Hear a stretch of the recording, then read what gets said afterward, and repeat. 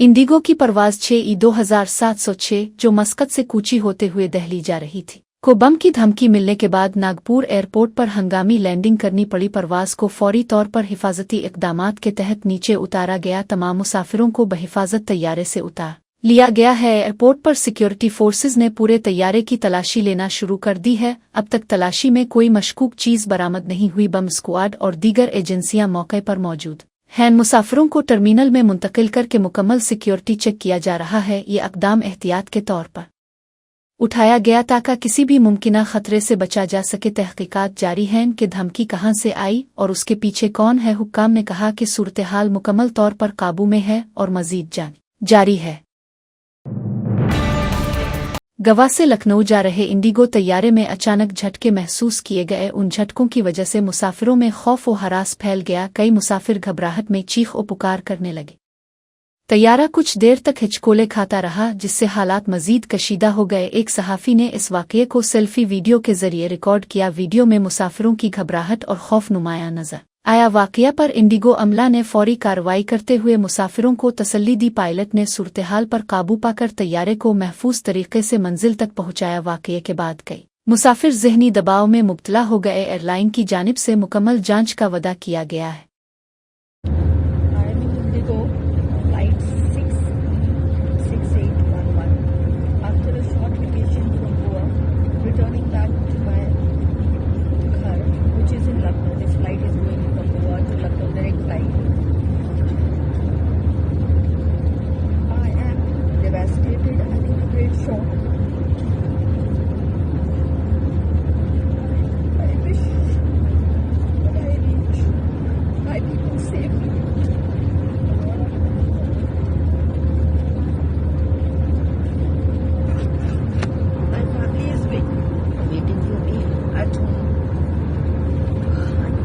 What happened as soon as the flight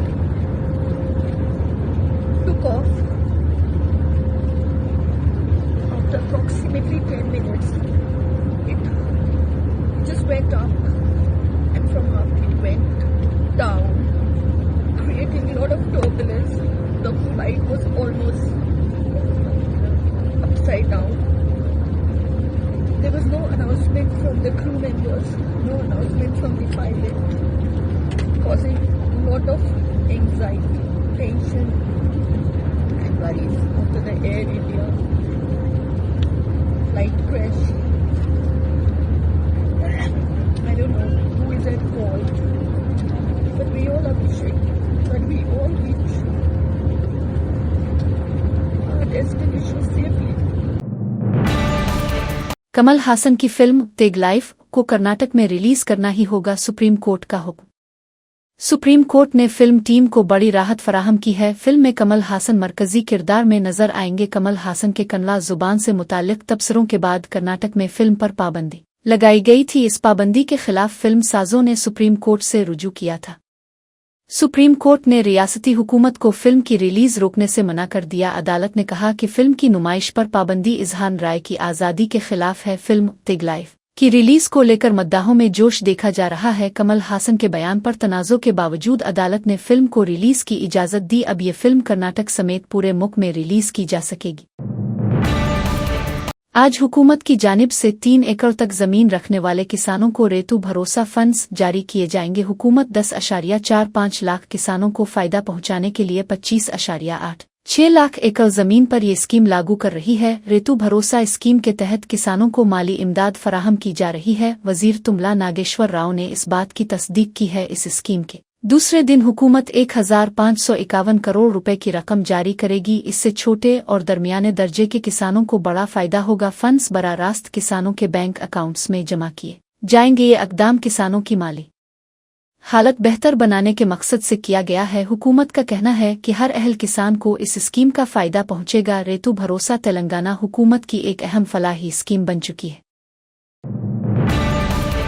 Congress MP चामिला Kiran Kumar Reddy की जानिब से आईएएस अफसर अरविंद कुमार पर किए गए तबसरे मुकम्मल तौर पर बेबुनियाद हैं। उन्होंने दावा किया कि अरविंद कुमार को फार्मूला ई रेस से बचाने के लिए बैरून मुल्क भेजा गया। जो सरासर गलत है। अरविंद कुमार ने अपनी बेटी की ग्रेजुएशन तकरीब में शिरकत के लिए यूरोप जाने की सरकारी इजाज़त हासिल की थी। ये इजाज़त तेलंगाना की रिवानित हुकूमत ने बाकायदा तौर पर दी थी। चामिला कुमार रेड्डी को हुकूमती बगैर किसी तहकीक असबूत के इल्ज़ामात आयद करना गैर जिम्मेदाराना तर्ज अमल है। रियासती सरकारी अफसरान पर इस तरह की तनकीद से गैर ज़रूरी सियासी तनाज़ा पैदा हो रहा है। अरविंद कुमार एक सीनियर IAS अफसर हैं और अपनी जिम्मेदारियां ईमानदारी से निभा रहे हैं। सरकार ने उनके गैर मौजूदगी के दौरान तमाम इंतजामात दुरुस्त अंदाज में किए थे। कांग्रेस MP के तबसरे को सियासी मकसद से जोड़कर अवाम को गुमराह करने की कोशिश करार दिया जा रहा है। అరవింద్ కుమార్ ఎక్కడుండు అని మాకు ఈరోజు పొద్దున్న నుంచి ఎత్తుకుతున్నాం. మేము కుట్రల భాగంగానే ఈయన ఇక్కడ ఎంక్వైరీ చేస్తారు. అరవింద్ కుమార్ గత 10 రోజుల నుంచి భారతదేశంలో ఉండో లేడో తెలియని పరిస్థితి. ఈ రోజు ఎంక్వైరీకి ఆదేశం ఇస్తుంది ప్రభుత్వం. అరవింద్ కుమార్ కుటుంబ సభ్యులు కూడా ఈరోజు అనుకునేది ఏంటంటే ఆయన విదేశాలకు పోయిందా, మరి ఎక్కడుండో KTR గారే చెప్పాలి, మరి అరవింద్ కుమార్ గారు ఎక్కడుండో ఆయన బయటకు వచ్చి చెప్పాలి. ఇప్పుడు ఈరోజు KTR గారు ACB ఎంక్వైరీకి పాల్గొంటుండు, కానీ అసలు విట్నెస్ అసలు అధికారి దీంట్లో టోటల్గా 44 కోట్ల రూపాయలు ఏదైతే ఆ క్యాబినెట్ ఆమోదం లేకుండా జరిగినటువంటి ట్రాన్స్ఫర్కి మెయిన్ విట్నెసే ఈరోజు మాకు తెలిసిన సమాచారం ఏంటంటే విదేశాలకు వెళ్ళిపోయింది ఆల్రెడీ. ప్రభుత్వ అనుమతి తీసుకుపోయిందా లేదా అనేది ఆల్రెడీ ఇప్పుడు తెలిసింది కాబట్టి నేను ప్రెస్లో చెప్తే ప్రభుత్వం కూడా దీని మీద ఒక ఎంక్వైరీ చేస్తుంది, చెప్తుంది కదా అసలు వాస్తవమా కాదా అని నేను అడుగుతున్నా. ఎందుకంటే बस भून के बाहर बस किरायों में इजाफे के खिलाफ एहतजाज करने वाले ABVP कारकुनों को पुलिस ने हिरासत में ले लिया। ABVP के एक मुजाहिरची ने कहा कि हम RTC के खिलाफ एहतजाज कर रहे हैं क्योंकि स्कूल और कॉलेज के तलबा को किरायों में इजाफे की वजह से मुश्किलात का सामना है। उन्होंने कहा कि हमने कल भी अपनी शिकायत पेश की थी, अभी तक कोई जवाब नहीं मिला है। तलबा पर माली बोझ बढ़ रहा है और हुकूमत खामोश तमाशाई बनी हुई है। उन्होंने कहा कि हमारा एहतजाज तब तक जारी रहेगा जब तक किराए दोबारा कम नहीं किए जाते। उन्होंने कहा कि गरीब तलबा और उनके वालिदैन शदीद परेशानी में मुब्तला है। बस किरायों में अचानक इजाफा गैर मुनसिफाना है। एहतजाज पर पुलिस की सख्ती और गिरफ्तारियों की भी मजम्मत की गई। मुजाहिरीन ने मुतालबा किया कि हुकूमत फौरी तौर पर इस मसले पर कार्रवाई करे।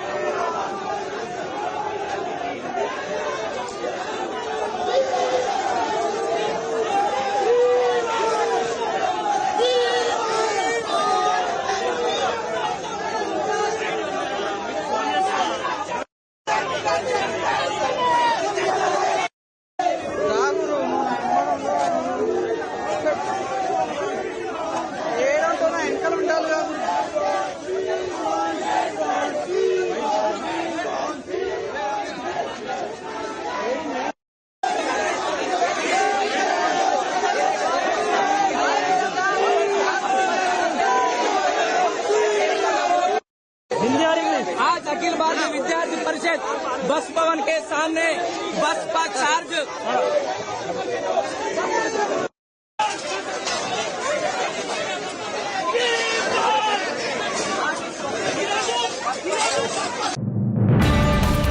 राशन की दुकान पर लाइनें खड़े मुस्तहकीन के दरमियान झगड़ा हो गया। राशन की तकसीम में ताखीर के बाइस लोग घंटों कतार में खड़े रहे। ये वाकया निजामाबाद जिला के भाईमसा मंडल के चौचंद गांव में पेश आया। सुबह से ही बड़ी तादाद में लोग राशन लेने के लिए दुकान पर मौजूद थे। 3 माह का राशन एक साथ तकसीम करने पर भीड़ ज्यादा हो गई। लंबी कतारों में खड़े लोगों के दरमियान देखी माँ की शुरू हुई देके माकी के बाद हाथापाई भी हुई, जिसमें कई अफराद जख्मी हो गए। जख्मियों को मकामी अस्पताल में तिब्बी इमदाद दी गई। मुस्तहकीन ने राशन अमले पर बदनज़मी का इल्ज़ाम लगाया। अवाम ने मुतालबा किया कि राशन की मुनज़्ज़म तक़सीम के लिए मुनासिब इक़दामात किए जाएँ।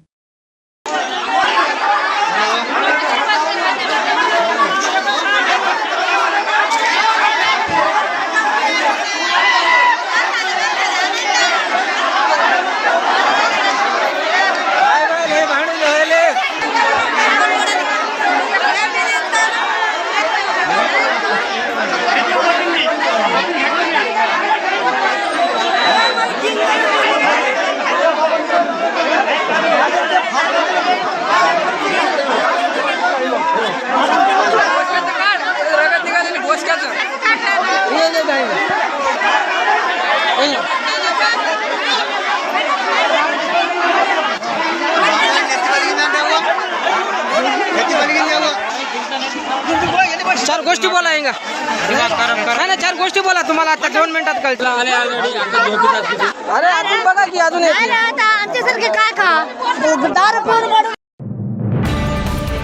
हैदराबाद के बालापुर पुलिस स्टेशन हुदूद के मोहम्मद नगर इलाका में अफसोसनाक वाकया पेश आया। इस इलाके के रिहायशी और ऑटो ड्राइवर शेख नसीर अहमद का 14 साला बेटा शेख आयान छठी जमात का तालिबे इल्म था। आयान ने अपने वालिद से मोबाइल फ़ोन की फरमाइश की थी। वालिद ने इस उम्र में मोबाइल की ज़रूरत नहीं कहकर डांट दिया। इस पर आयान शदीद ज़हनी दबाव का शिकार हो गया।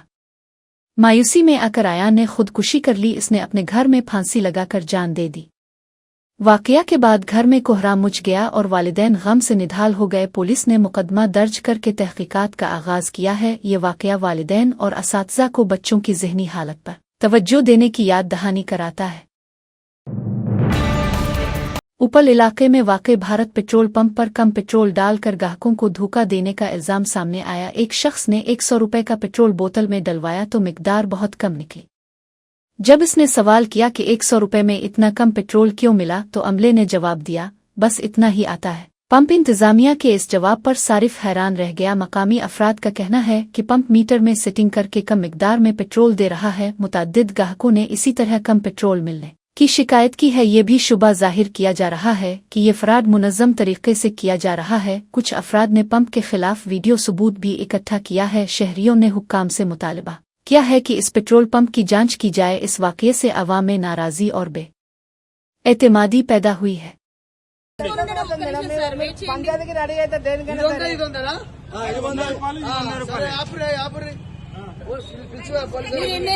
మీరు ఎన్నైనా కొట్టించుకోండి, మీరు కాదంటలేదు. అదేదో ఆయన పొరపాటు పడి ఉంటారు.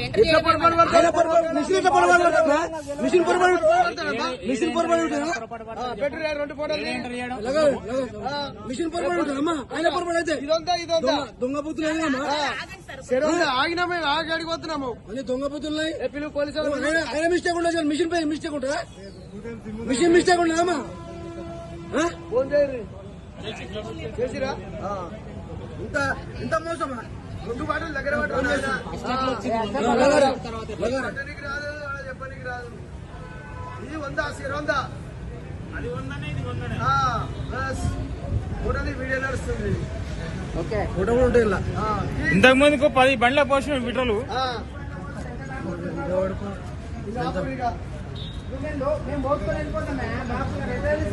బాటిల్ కాబట్టి కనిపించింది.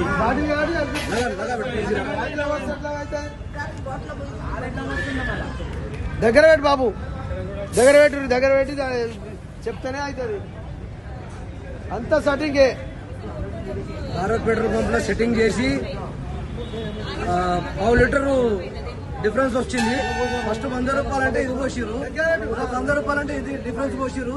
200 రూపాయల డిఫరెన్స్ ఇంత కనిపిస్తుంది భారత్ పెట్రోల్ పంప్ లో. ఉప్పల్ మైఫిల్ హోటల్ ఆపోజిట్ లో ఇది గమనించగలరు. Okay right.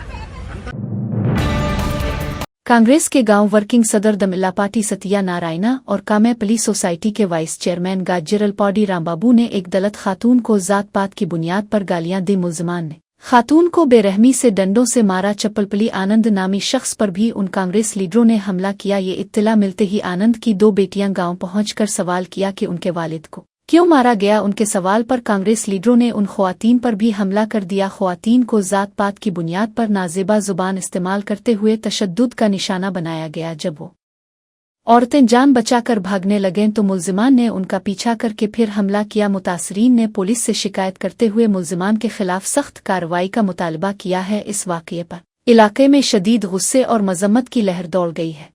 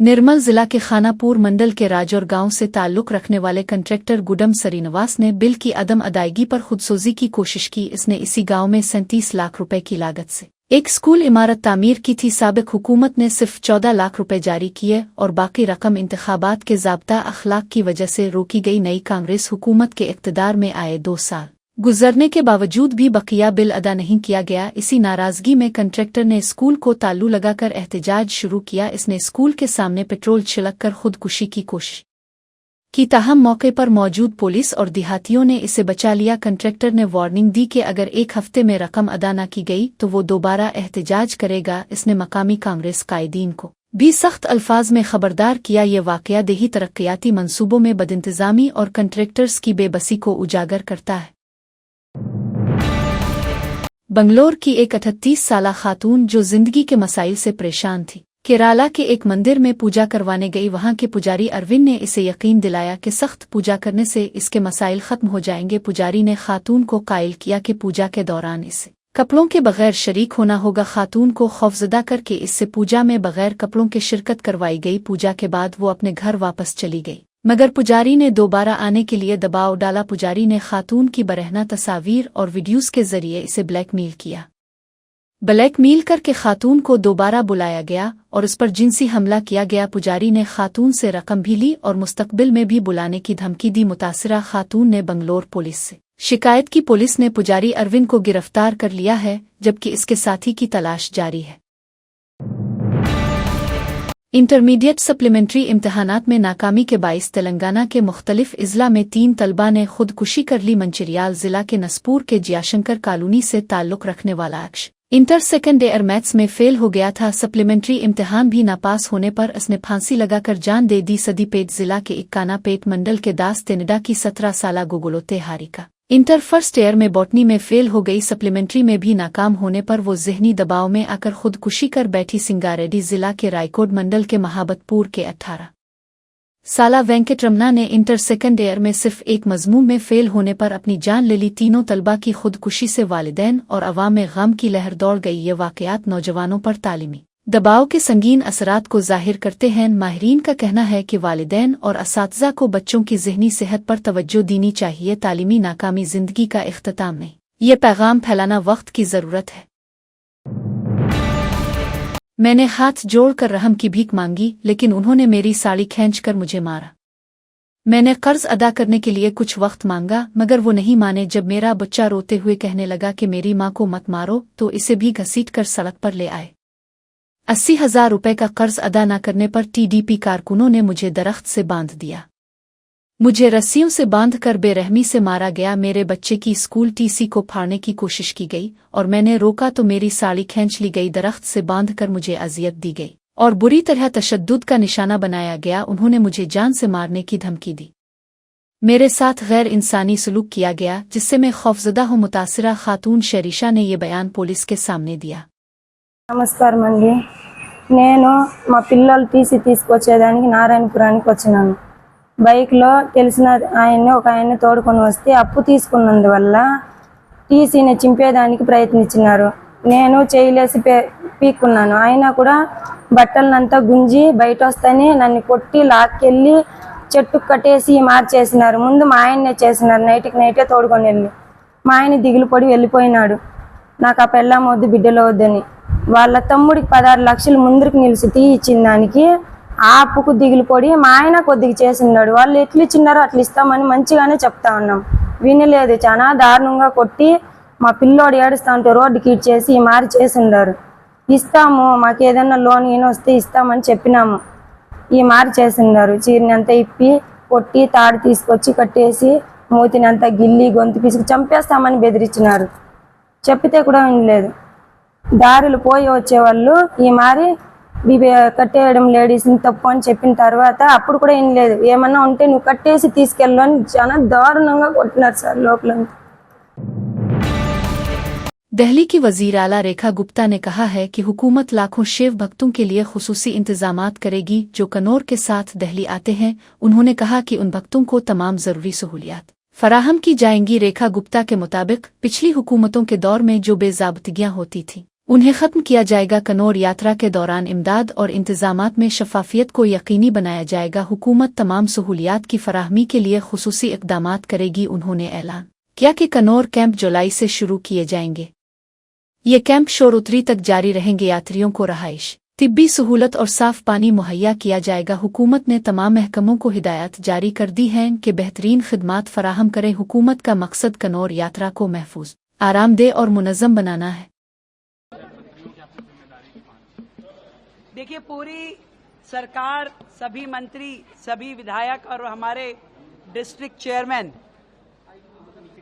लाखों शिव भक्त जो दिल्ली में कावड़ लेकर के आते हैं, उनकी सुविधाओं का विशेष ध्यान सरकार उनको पूरी तरीके से सहूलियतें देंगी, सुविधाएं देगी और वो भी बहुत ही ट्रांसपेरेंट तरीके से। जो धांधलियां, जो गड़बड़ियां पिछली सरकारों के समय में कावड़ के नाम के इस सहायता राशि में या उन व्यवस्थाओं में होती थी, पूरी तरीके से उसको कम करते हुए, उसको ख़त्म करते हुए सरकार काम करेगी और बेहद अच्छे तरीके से जिसका लाभ पूरी तरीके से उन संस्थाओं को मिल सके जिन संस्थाओं के लिए ये सहायता राशि दी जाती है।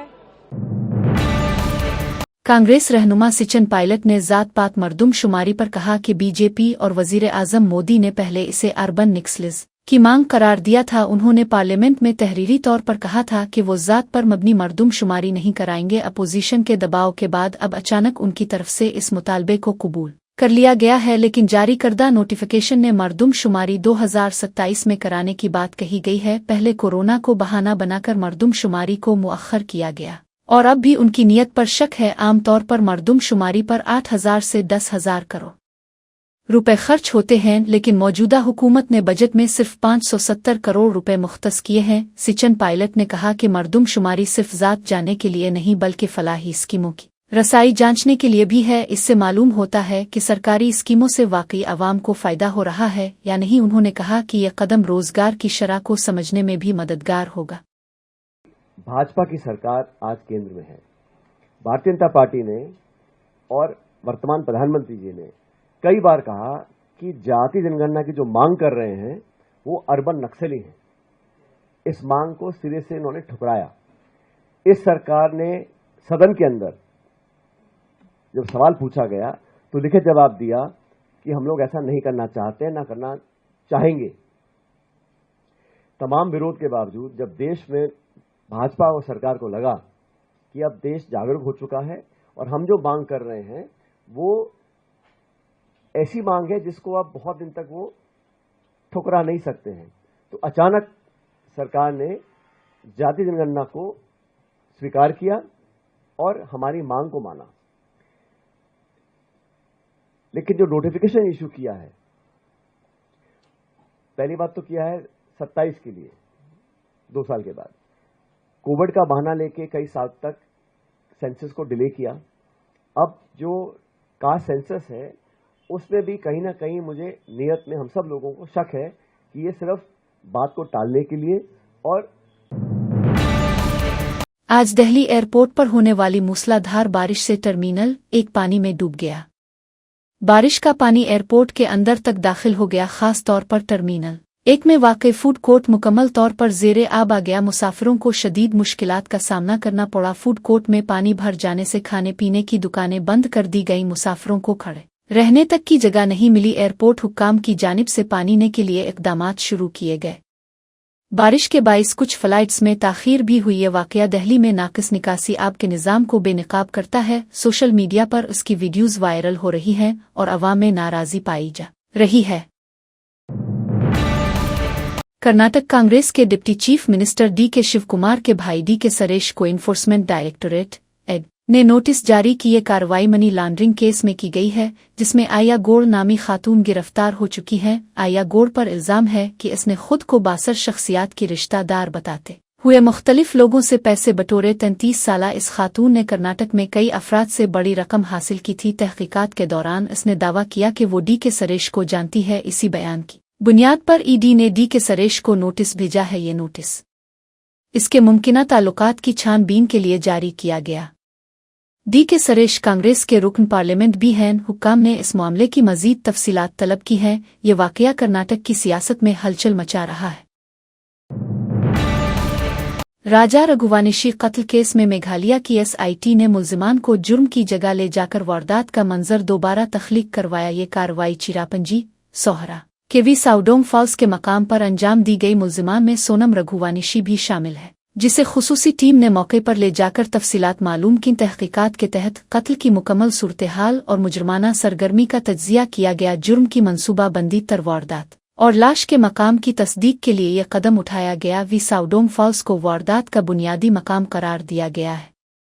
मुल्जिमान ने मुमकिना तौर पर कत्ल के बाद शवाहिद को मिटाने की कोशिश की थी। एसआईटी ने वारदात की मुकम्मल वीडियो रिकॉर्डिंग भी की। तहकीकात में पेशरफ्त के लिए तकनीकी सबूत और बयानात का जायजा लिया गया। केस में मजीद गिरफ्तारियों और कानूनी कार्रवाई की तवक्को है। अदाकारा सिमनत्ता ने फोटोग्राफरों के रवैये पर नाराजगी जाहिर की है। जन्म से बाहर आते वक्त फोटोग्राफर्स ने मुसलसल तस्वीर लेते हुए उन्हें परेशान किया। सिमनत्ता ने कहा कि इस तरह की प्राइवेसी में मुदाखलत नाकाबिले बर्दाश्त है। अदाकारा ने अपनी नाराजगी का इजहार सोशल मीडिया के सामने किया। उन्होंने कहा कि हर शख्स को ज़ाती ज़िंदगी का हक हासिल है। सिमनत्ता ने गुजारिश की कि ऐसे मौके पर थोड़ा वकार बरता जाए। फोटोग्राफरों का ये बर्ताव उन्हें काफ़ी नागवार गुजरा। ये वाक़या फिल्मी हलकों और मद्दाहों में बहस का मौजू बन गया। कई अफराद सिमनत्ता की हिमायत में सामने आए हैं। अदाकारों की प्राइवेसी का एहतराम होना चाहिए। मद्दाहों ने भी यही कहा। कार नहीं है। अरे रुको जी प्लीज। ये मत करो समझते मैडम। Good morning. आगे मत जा।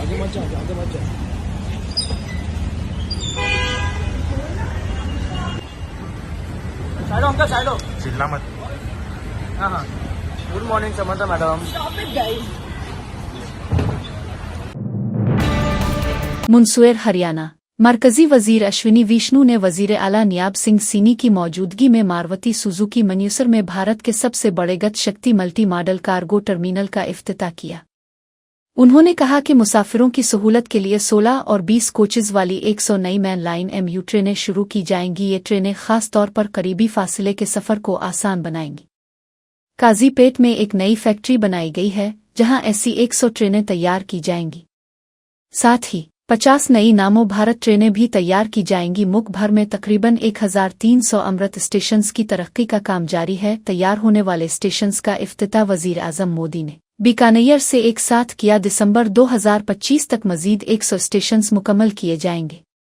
2026 तक इजाफी 500 स्टेशंस की तामीर मुकम्मल करने का हदफ है। ये तमाम इक़दामात भारत के रेल नेटवर्क को जदीद बनाने के लिए किए जा रहे हैं। बिहार में इंतखाबात करीब आते ही आरजेडी लीडर तेजस्वी यादव ने अहम बयान दिया है।